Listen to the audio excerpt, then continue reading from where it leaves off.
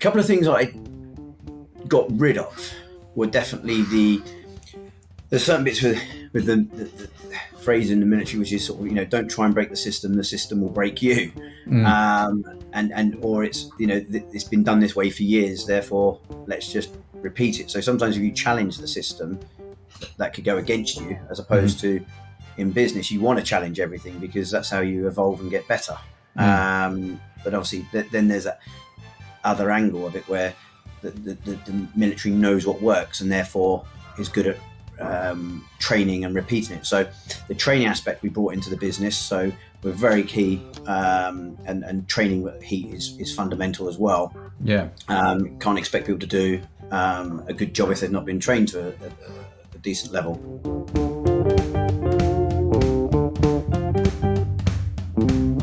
Welcome to Push to Be More with me, your host, Matt Edmundson. This is a show that talks about the stuff that makes life work. And to help us do just that, today I am chatting with Steve Preston from Heat Recruitment about where he has had to push through, what he does to recharge his batteries, as well as what growth looks like. Now, the show notes, the transcript from our conversation will be available on our website, pushtobemore.com. And whilst you're on the website, if you haven't done so already, make sure you sign up for our newsletter, because each week we will email you the links and the notes from the show automatically. They just come straight to your inbox, which is pretty awesome. Oh yes. Now this episode is brought to you by Aurion Media, which helps entrepreneurs and business leaders set up and run their own successful podcast. Why on earth would you want to host a podcast? Well, I don't know if I'm the right person to answer this question, given that I in fact host quite a few of them. I've found running my own podcast to be really rewarding. They open doors to amazing people like nothing I've seen. I've built networks, made friends, had a platform to champion my customers and my suppliers. And I think just about any entrepreneurial business leader should have a podcast, simply because it's had such a huge impact on my own business. And I do think it's probably one of the most underused but most incredible marketing things out there at the moment. Now, of course, this sounds great in theory, but in reality, there's a whole problem of setup, distribution, getting the tech right, knowing what the right podcast strategy is. The list goes on. The good news is, this is where Aurion Media comes in. You see, I love talking to people. I love conversations like the one I'm going to have with Steve in just a few minutes. Oh yes. But I'm not a big fan of all that other stuff. So Aurion Media take it off my plate. They do all the production, the strategy, the graphics, etc. And I just get to talk to people, which is a wonderful thing. So if you're wondering if podcasting is a good marketing strategy for your business, do connect with them at aurionmedia.com. That's AURION media.com. So that's the show sponsor. Let's talk about today's guest, Steve Preston, a formal Royal Marines commando turned CEO and founder of the specialist agency Heat Recruitment, with a journey that spans from navigating the high-pressure scenarios of the military to spearheading a 90-strong business recognized as one of the Sunday Times top 100 best companies to work for. Steve's tale is one of resilience, adaptability, and a deep commitment to employee wellness. Steve, welcome to the show. Great to have you on. How are we doing in sunny Bristol today? Hi, Matt. Yeah, thanks. Yeah, all good. We're enjoying it down here in sunny Bristol, as you say. And for once, it is sunny. And so, it's enjoy it while you can. A rarity. Yeah, absolutely. Steve, listen, there's so much about your bio that after reading it, I want to get into. But before we jump into that, as I said, this show is sponsored by Aurion Media, and they specialize in helping people set up and host and run their own podcast. So if you had your own podcast and you could have anybody on the show as a guest to interview, both from your past or your present, the only caveat being that they've had to have had a big influence on your life, who would you have as a guest on your show and why? Oh, from my past and my present. I would say, and these are people that I have to have known, or these are people that you can take from they can be an author, anybody. Just somebody who's had an influence on you.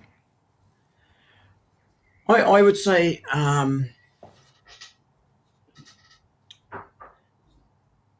there's many a sort of an explorer that I would pick. Like your Ralph Fiennes, people like that have achieved phenomenal feats. Where I think is that just the ability to keep going in the face of adversity. I think that side of the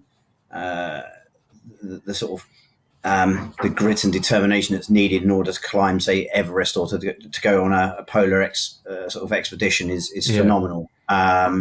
It's like we had Alan Chambers, for instance. He's an ex-Royal Marine, but he's been to the North Pole more times than anyone else. He was a guest speaker for us at Christmas. That story is phenomenal because you're just constantly hearing how you've got to keep reinventing yourself. You've got to motivate when you probably don't want to be motivated. And so those side of things I think are inspiring and keep you going.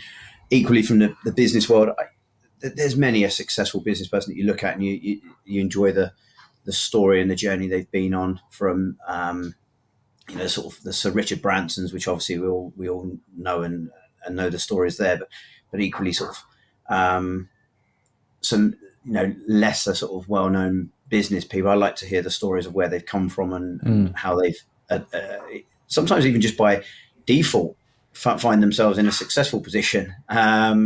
So for me, I'd be picking, as I say, people that have achieved, sort of extreme expedition feats, and equally those from the business world which you can learn from. Yeah, that's good choices. Ralph Fiennes, great choice. The expedition, the explorer, it's all fascinating, isn't it?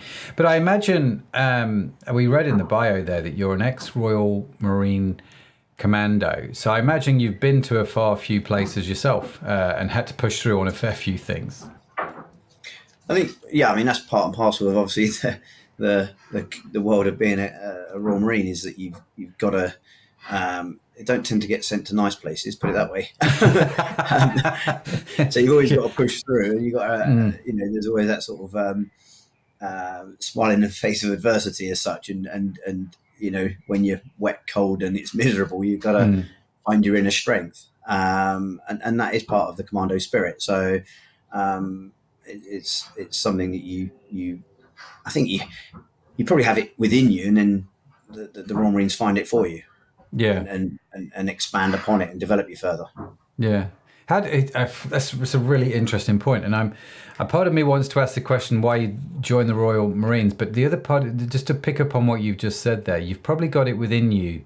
The Royal Marines probably helps you find it. How did they do that with you? I mean, what was sort of some of the things that drew that out in you, that sort of that spirit of resilience? Well, if you take this sort of the way that you're trained is very much you're broken and then you're rebuilt, so to speak. You are pushed to the limits, and then at that point where you feel you can't go any further, you're encouraged. I put the word encouraged is the military way of encouraging. You're encouraged to go further. And then only by doing that, you realise actually you can push yourself a little bit more, or you can achieve that bit that you probably didn't think you could achieve. And I think that's what I predominantly wanted to do, was take the good things from the military and bring them to business. There's a lot of things I wasn't too keen on. There's a lot of hurry up and wait when you're in the military, but equally taking the good things from the military and bringing them to business is what I was aiming to achieve. So what was that journey then, from the Marines to the corporate world? What was that like? Was that something you like, this is the date I'm leaving the Marines, the next day I'm setting up my business, or was there something a bit more nuanced in the middle? That transition, I served 12 years, and it's very much like, you don't think you're employable because you think you're institutionalized in a way. So there's probably a month that, there's a good month where I was fretting about even thinking, will I even be employed? And you're stepping into the unknown, where simple tasks like I didn't even know where my doctors was or even how to deal with that because it'd all been dealt Wow. with. So, you know, certain things like that you haven't got a clue about. But I was, I was fortunate. I transitioned and went to Hayes actually, and Hayes was quite sort of, a fairly sort of not, I wouldn't say harsh, but it was in the world of recruitment. It's on the stern line, should we say? You're only as good as your last few months, as they say. Yeah. It's so. But for me, doing that transition from military life to there was actually relatively easy because I was enjoying it. It was exciting, but it was also trying to get back to sort of knowing what you're doing in your job because obviously you're having to reteach yourself. So that was the big curve that you go on because you're sort of rapidly trying to learn a completely new industry and in a totally new environment. Equally, when you leave, you're expecting a big fanfare and pipes and everything. You're expecting the gates to be lined with people, and it pretty much is one guy just saying, "Can you hand in your ID card?" and then you're off, and it seems sort of there's a bit of an anticlimax to actually just leaving in a way because you really are parking it, and that's you into Civvy Street and onto your new chapter. But I think I'd already prepped my brain to sort of say, right, I've one, that first chapter, which is that military bit, has been that book's closed, and I'm opening up my next chapter, and that's what made it exciting to sort of look at where I was going to be going, and I had to obviously cut my teeth to understand the world of recruitment, which I managed to do at both Hayes and then Reed, and then I set up Heat approximately sort of 3 years after leaving the military. So there's this sort of 3-year period then where you're learning your craft in recruitment. And at that point, you then decide, I'm going to do this myself, and you set up Heat Recruitment. I'm curious, and people may have asked you all the time this question, Steve, but what were the principles that you learned in the Marines that you brought into your business? And what were the principles that you learned in the Marines that you deliberately didn't bring into your business? Yeah, that's good. A couple of things I got rid of were definitely there's certain bits with the phrase in the military, which is sort of, don't try and break the system will break you. Or it's, it's been done this way for years, therefore let's just repeat it. So sometimes if you challenge the system, that could go against you, as opposed to in business, you want to challenge everything because that's how you evolve and get better. But obviously then there's that other angle of it where the military knows what works and therefore is good at training and repeating it. So the training aspect we brought into the business, so we're very key, and training with Heat is fundamental as well. Yeah. Can't expect people to do a good job if they've not been trained to a decent level. So that's definitely there. We've got our, a lot of, our core values, for instance, that we still operate to now are very similar to the commando spirit, which is, we're working along fun, excellence, integrity, partnerships, and enterprise as well. So that's where we're pitching ourselves with what we work towards now as a business, and equally those aspects were already within the military there. So we want to make sure that we're striving to be professional. It's that sort of professional excellence, and make sure you're having fun whilst you're there, and not doing things just for the sake of doing them. Because that's one thing that that the military is quite good in the sense that if you'd managed to complete everything that was needed to be done, then you'd be able to hit the gym or whatever you wanted to do. You'd get some time in lieu. So there's a few things that you mentioned there, Steve, that I just want to pick up on. One was for you, training is key, and you this was something that you brought over, and you keep training your staff. So is this an ongoing training sort of regime that you have with your team, or is it a case of always, once you've trained, you've been trained kind of a thing? Because the military, I wasn't in the military, my brother was, but it seemed to be like he was always training for something and always being prepared for something. And that's literally what we do. I even still call it the same as what the military. We still call it continuation training. You always train. There's always something to be doing. We have a dedicated trainer at Heat, and Nathan's fantastic. He keeps literally listening to the floor, looking at what areas still need to be developed. Whether it be a certain, it might just be negotiations. It might be.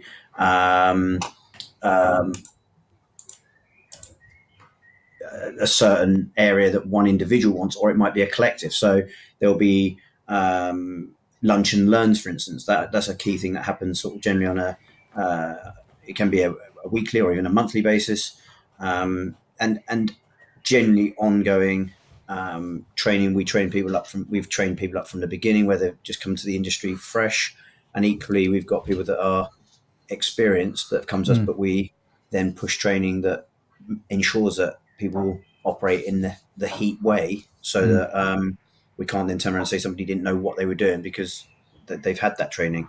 And that's from the top to bottom as well. That's I know at the moment he's building a project so that all the directors will get some additional training. It's not, we don't sort of look at just because of where you are it stops. Everyone's got to keep evolving, and even if you only get one little element of something that you pick up on or you learn, or you think, oh, if I tweak that and it's going to make me just a little bit better at my job, then that's fantastic. It's worked, doesn't it? Yeah, it's a really powerful point, because I know a lot of business leaders who will mentally assent to the fact they do training, but I don't know if that translates into deliberate, intentional training of staff on an ongoing basis. What's what you use the phrase lunch and learns? What's that? Lunch and learns are where we will take. It'll be an individual that's either been asked or they'll volunteer, and it may be a top biller who's just, or someone who's had a really got a really good story about a bit of recruitment that they've just done. And what they'll do is it'll be generally on a Teams call. Everyone else will be able to sort of sign into that, and then part of that they will do a Q&A, but about how their success has come around, and talking basically. So it'll be an individual from our business talking to the rest of the business about how they've gone about, whether it might be their business development, it might be how they won a certain bit of business, or how they've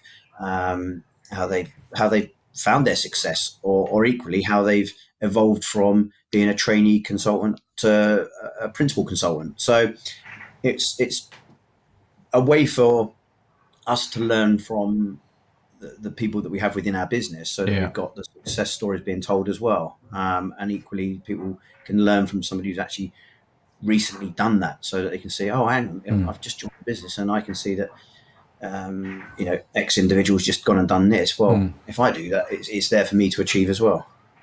That sounds great. So it's not actually just somebody else coming in and teaching you. A lot of the learning is peer learning, isn't it? You're learning from one another. That's literally what it is. It's a sort of a peer-to-peer sort of Q&A and sort of discussion as well, where people get to obviously ask their questions, and then we that would be like this. It would be recorded, and then that would be put onto our internal intranet, so people can then watch it back and pick up the various points that they want. How has your own leadership style changed from being a Royal Marine Commando to heading up a company recognised by the Sunday Times, which is congratulations on that, by the way. That's no mean feat. No, I mean, we're really pleased with that. I mean, we managed to get on the list actually. Both the years, obviously building up to the shutdown of COVID, so that was good. I mean, the leadership style is very different to the military way, because the military you just say what you want to happen and it happens, because there's different consequences, and and you're in a very sort of generally it's classed as orders, isn't it? It's you're delivering orders to people, whereas in business it's very I suppose there's discussions around everything. You've got to get get people's buy-in, make sure it's aligned with the overall strategy and planning. So I think it's still, you've got to, there's points where you've got to be assertive, and there's points where a decision needs to be made. But overall, it's generally through more of a sort of a committee style, and the various different level meetings, and with that, then the strategy, obviously once the strategy is there, it all aligns nicely along with that. So, and equally, as the business has grown, it's allowing, we've got a lot, we employ good people, so it's letting good people do their job. There's no point trying to be doing, I suppose in the early days, I'm probably guilty of doing too many or wearing too many hats and doing too many things. And part of that is actually just interest and excitement. You want to be involved. You want to know what's going on. And you want to, it's your business. So you're involved, you're bought into it. But over time, you've almost got to force yourself to step away and not do those things that you really want to do, or you enjoy or want to do, but allow others to do it, because that's what that's what they're good at, and that's what they're being paid to do. So let people do, and and get off the reins, so to speak. Which it's it's tough. I suppose tough for a lot of business owners that set, the founders that set a business up, is to get to almost go, now you're not wanted, or now you're not needed in that area, and you're like, but I've been doing it for years, let me. It's almost, the trick is almost to do yourself out of a job, isn't it, as the business founder and owner? You just I don't want my name on any of the tasks or any of the projects, but you've got to work hard to get there. How easy did you find it switching them between, I mean, I guess you had this sort of 3-year intervening period. I'm curious, was it easy for you to switch between a sort of military style of leadership to the more collaborative approach that you maybe need for business? I would probably say I found it relatively easy, but probably in the early days, people would probably say, no, you didn't. It's probably more, now I've sort of, you evolve over time anyway, and you realize to sort of, whereas in the early days, I probably wanted everything done instantly. I was like, let's, if a task's there, why is it not being done? Why is it not being dealt with straight away? Now you realize actually there's a lot of things, a lot of moving parts, and things will get to the point of being done and solved and everything else, but you just might have to be a bit more patient. Which is one of those qualities that is sometimes quite tough to just sit and wait, isn't it, and let things evolve as opposed to trying to rush them. So how have you started the business 3 years after leaving the Commandos? Has it all been sort of sunshine and rainbows since then, or have there been a few challenges where you've had to sort of find that resilience that you learned in the Royal Marines? Yeah, I mean, we've I think there's been numerous times throughout, we've seen in the time of running a business from 2006, we've seen the FTSE at its highest, we've seen the FTSE at its lowest. We've been through a couple of recessions. We've had obviously lockdown with COVID. So there's many a time where you've got to reinvent yourself, learn on the spot, so to speak. The whole furloughing people. I mean, that was nobody puts that into a learning manual. I mean, that was, I think most people were just flying by the seat of their pants, realistically, just because nobody knew how long it was going on for, what was happening, and you've got to be as adaptable as possible. I think that's what, from the military, that's what gives you, that adapt and overcome is very much always spoken about. But from the early days, I set the business up in a very unorthodox way, in a sense. I imported a log cabin from Lithuania, which I built with my brother and a friend. And then we had 6 people working from it in the end of my garden. So it was, and that was a saving grace. Why would you not? Yeah, and that was a saving grace, because that got us through that 2008, 2009 recession, because we were hankered down in a log cabin. And then we moved into, commercial offices. And since then, we've seemed to find new office space every sort of 3 years and move on again and keep growing. We opened Manchester last year, and that's a success. That's been going really well. And then obviously our London operation is growing as well. So it's just being adaptable and yeah, I think adaptable and having that ability to make decisions when you need to fairly quickly. Yeah. But equally now I tend not to. I suppose in the early days I'd have made decisions probably without I don't know, consult it. Whereas now it makes more sense we consult on pretty much most things because it just means that we get a better end result with the decisions. I don't accept that I'm right at any time. You always Yeah. have to listen to those advisors around you.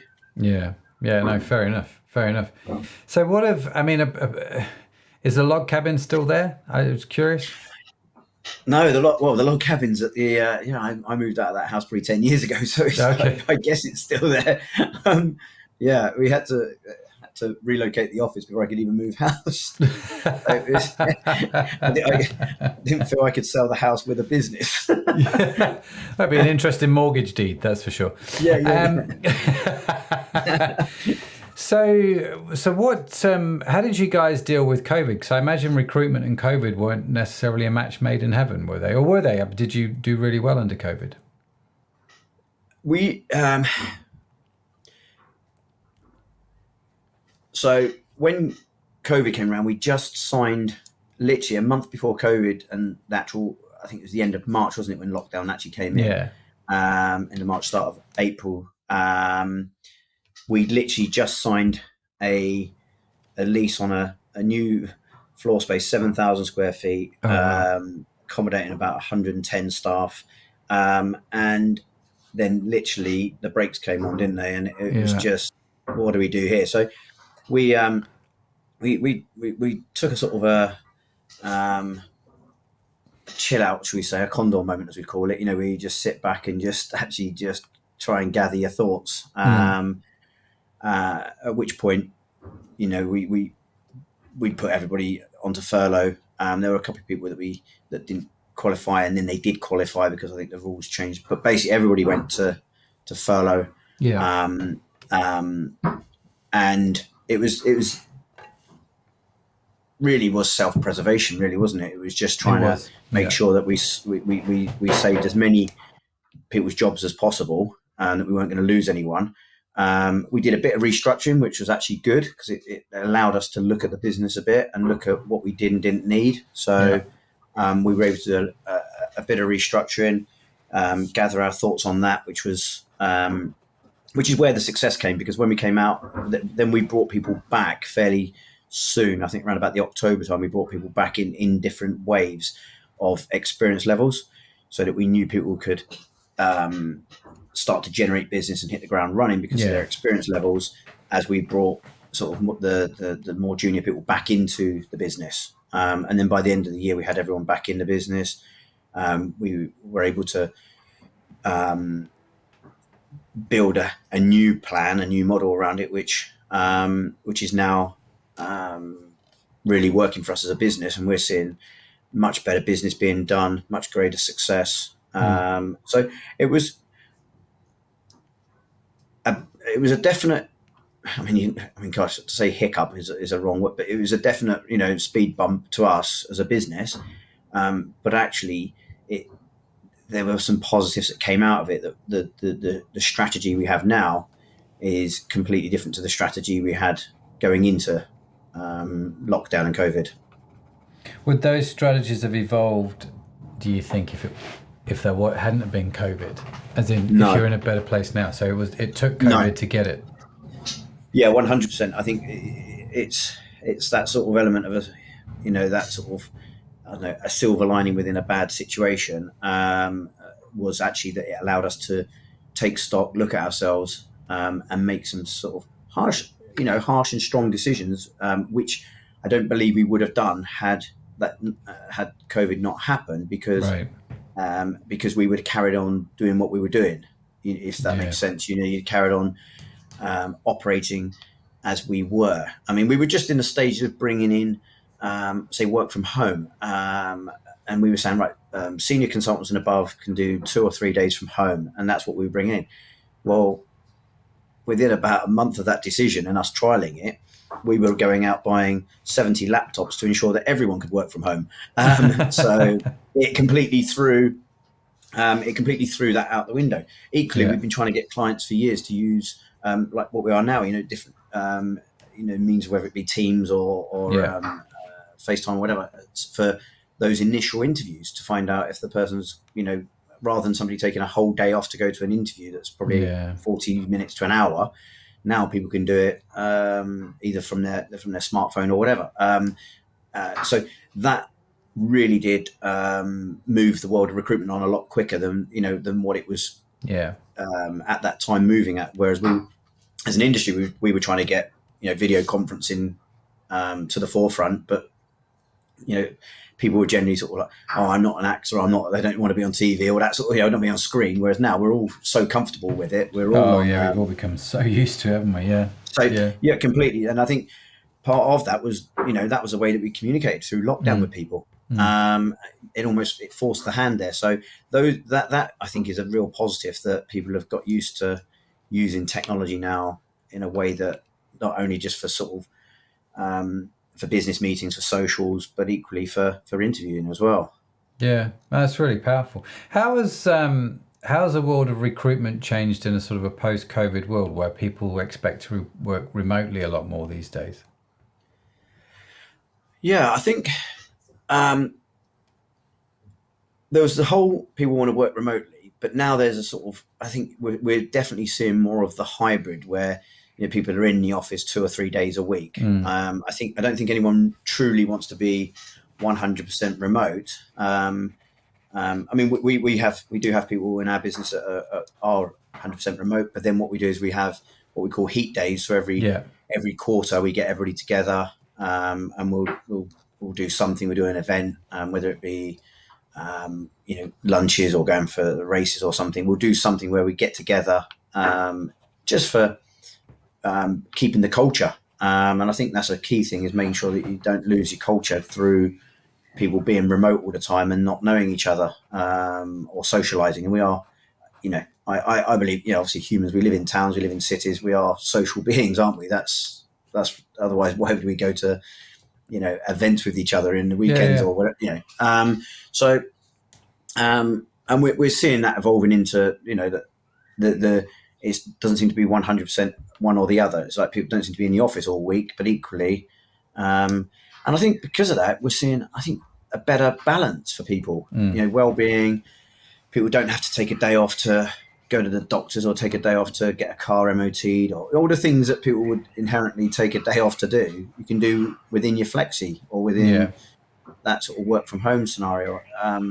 Even if it's just waiting for, I don't know, if you've got an internet upgrade at home or something, you'd have to take a day off work to do that, just to stay indoors for an engineer to visit. It can all be done around the normal world.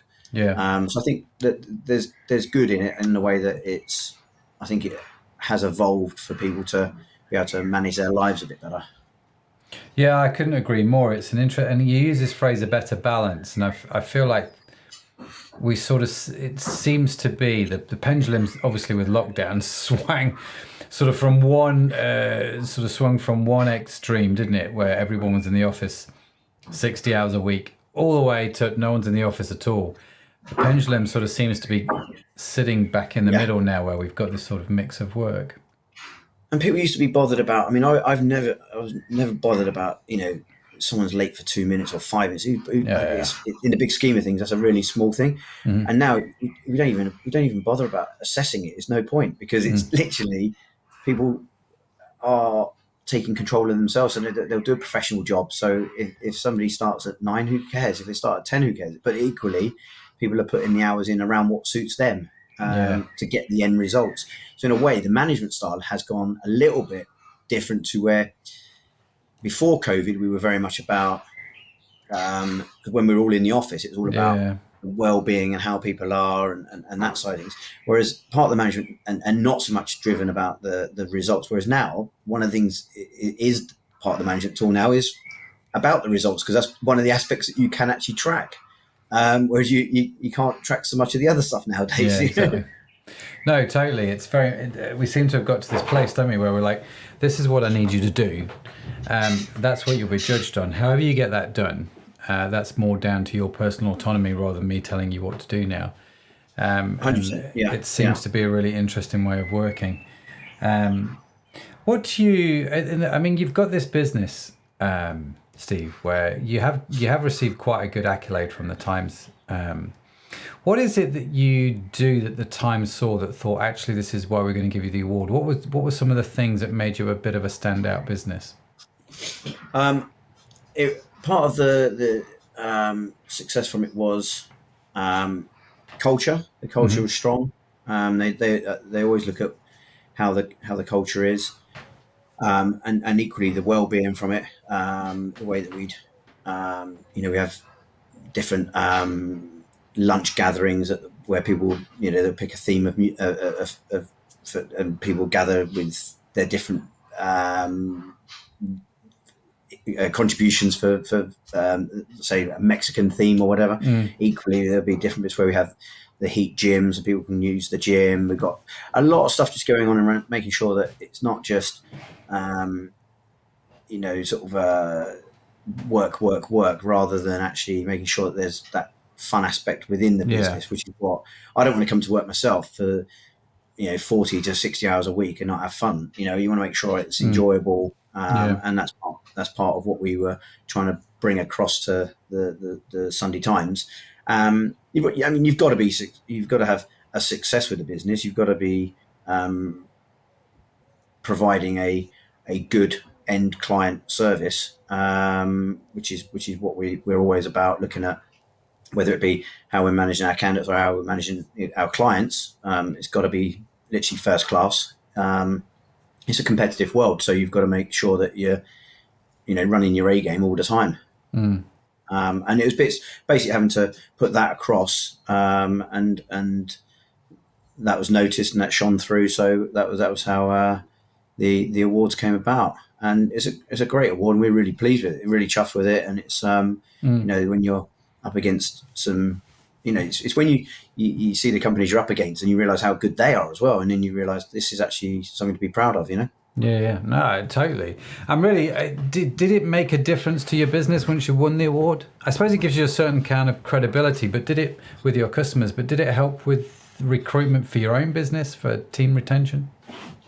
I think when you're entering awards like this, I think what it does is, because of the way that the questions are styled and the way that you've got to complete your entry, that in itself, we always found that every time you enter an award, you evolve a bit more as well, because it makes you look at certain areas and say, right, okay, is our our diversity and inclusion policy, is it up to date? Is it correct? Is it as good as it can be?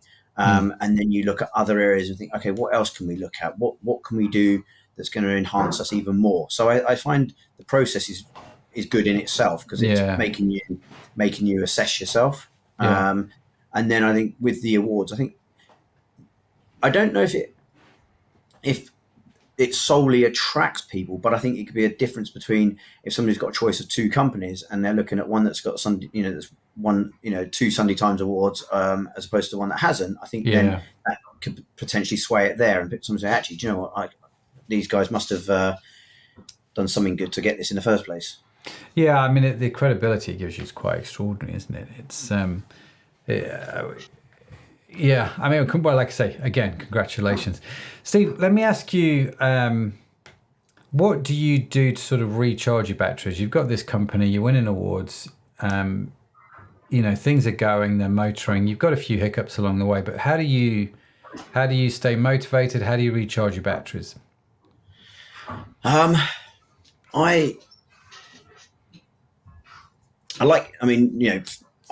generally always busy myself, whether it be, hitting the gym. I like to try and get to the gym daily. So that's a key one for me, is just having that time just to put your AirPods in and just zone out for, 40 minutes to an hour, just on your own space. I think you do need your own space a little bit with that. Equally, I do a lot of football. Okay. with my lads. So we're always doing that all the time. That's pretty much a daily thing nowadays. And then when I've actually got more downtime, it's very much obviously factoring in factoring in holidays, making sure you get some time to actually just slow down a little bit. But even so, I find myself, even if I've got a bit of time, I'll start looking at, well, what can I do in this bit of time? What's next? And I do. I like just taking part. I very much, I want to, where possible, always say yes. Sort of if somebody's saying, should we do this? I'm like, yeah, let's do it. It's I don't really see things as a chore in that sense. If it's if you're out and having fun and enjoying life, it doesn't, that's what it's really about, isn't it? You've only got one crack at it, so you may as well make sure you're filling your time up, making the most of it. I'm with you. Absolutely. You get one shot. It's not, so it's for me, it's not something you can repeat. That's for sure. What does growth look like for you, Steve? I think in the early days, I would have said sort of head count and the size, to make the size of business. I think now what we're looking at is, yes, we're increasing our head count, but what we're making sure is that we maintain the levels, the target levels are kept high, so that we don't, because all too often, in the past where we've hired in, we've hired in sort of, I think in one batch we hired in about 18 trainees. Wow. Well, then what you see a big dip in regards to the average billings, because obviously it's going to take a hit from there. So what we're looking at now is more making sure that we're not impacting that overall average billing per head, as opposed to keeping that high and then still growing the business. So this is part of that sort of changing the strategic view that we're looking at, is making sure that we are really doing good business. Whereas I think before we had some business that we were servicing, and it was realistically what we would call toxic in a sense. It's taking a lot of time. It's not not getting the responses that you need, and therefore it's sometimes quite tough to sort of move away from that sort of business, because you think, oh, it's our bread and butter. But equally, actually, when you do, you realise that you can evolve into better business and do better quality business, which is what we're after, doing good quality business, and that in itself fuels the growth. That really does. That's a really powerful point. Doing better quality business fuels the growth. It's always been the case. It's true, isn't it? And that sounds great. That sounds great. So Steve, we've got to that time of the show where I'm going to grab the question box. I'm going to take a stack of random questions out of said question box. I'm going to flick through them. You're going to tell me when to stop. Wherever we stop, that's the question that we answer. Okay, stop now. Okay. So, I dropped them on my desk. Hang on. Pick it up. When did you last cry with pain or sadness? Well, my standard answer would be, being a Royal Marine, they extract your tears. So when I joined the Royal Marine tears. yeah, that's the first thing they do. Extract all emotion. The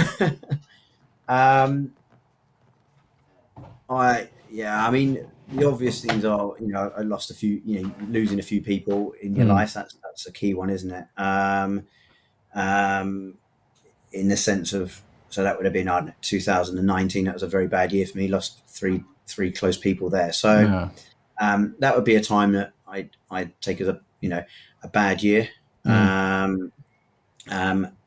And then they're the times that you have to fight back, and you have to get more resilient, and you bounce back from those bits. And I think inevitably it makes you stronger. And I suppose years, so if I went years and years back, I would have probably, the younger me would have thought, oh, crime was a weakness, whereas now I see it as a bit of a strength and a release of tensions that are built up in you anyway. So I wouldn't see it as a bad thing anymore anyway. I see it as a good thing. I see it as a good release. Yeah, I'm with you. I was definitely brought up in an era where crying was definitely not something that men did. Yeah. And until someone pointed out to me that the shortest verse in the Bible, do you know what it is? No, fire away. Jesus wept. Yes. And so it's in John's Gospel somewhere, I think. But yeah, so it was one of those things where they were like, well, if the Son of God can cry, then it's okay for men to cry. And you were like, well, okay, fair enough. But it was very much of an era where, like you, where men don't cry. And so, but I agree, actually, it's quite an important thing to do. Yeah. Quite important, like you say, sense of release. And And I think equally, it's... Go on. No, go on, after you. I was going to say, I think it's something that probably men of a certain age have had to relearn how to do. Yes. Yeah, I think so. I think it's just, and by other people accepting it makes it easier for everyone in that way. Equally, we're an Arsenal household, so we've had to cry quite a bit this year. Oh, wow. And so for anybody outside of the UK, Arsenal were this close to winning the Premier League title, and it all went peaked on in the on the we final. nearly had our tickets booked, but no. Yeah. Let me tell you, Steve, I'm a diehard Liverpool fan, and I was rooting for Arsenal this season. When I realised there's no way Liverpool was going to do anything, but I was like, come on. I have a good friend of mine who's an Arsenal fan. We're like, come on, Arsenal. And then we were just like, oh, I felt your pain, man. Just capitulated at the end slightly. Yeah, exactly. Yeah, it was a definite landslide towards the end of the season. It was. You needed some more of that Royal Commando spirit. Maybe they should employ you next time to help them with that mindset. Listen, Steve, it's been great talking to you, man, and really appreciated the conversation. If people want to connect with you, if they want to find out more about Heat Recruitment, got some questions for you, what's the best way to do that? I'd probably say either just connect on LinkedIn. That's a good way. Obviously, or drop me an email, steve@heatuk.com. Fantastic. We will, of course, link to Steve's both email and LinkedIn in the show notes, which you can get along for free with a transcript at pushtobemore.com. Or if you sign up to the newsletter, that will be coming straight to your inbox. Steve, listen, appreciate you being on the show. Thank you for joining us. But I always enjoy talking to people who have come out of the military. There's just something about you guys which is just awe-inspiring. So one, thank you for your service, and two, thanks for coming on the show. It's been an absolute pleasure. Thank you, Matt. Thank you. What a great conversation. Huge thanks again to Steve for joining me today. Also, a big shout out to today's show sponsor, Aurion Media. If you are wondering if podcasting is a good marketing strategy for your business, and I think it probably is, do connect with them at aurionmedia.com. That's AURION media.com. Be sure to follow Push to Be More wherever you get your podcasts from, because we've got some more great conversations lined up, and I don't want you to miss any of them. And in case no one has told you yet today, you are awesome. Yes, you are. Created awesome. It's just a burden you have to bear. Steve has to bear it, I have to bear it, and you've got to bear it too. Push to Be More is produced by Aurion Media. You can find our entire archive of episodes on your favorite podcast app. The team that makes this show possible is Sadaf Bainon, Estella Robin, and Tanya Hutzalak. Our theme music is by Josh Edmundson. And as I mentioned, the show notes and transcript are available on the website for free at pushtobemore.com. That's it from me. That's it from Steve. Thank you so much for joining us. Have a fantastic week wherever you are in the world. I'll see you next time. Bye for now.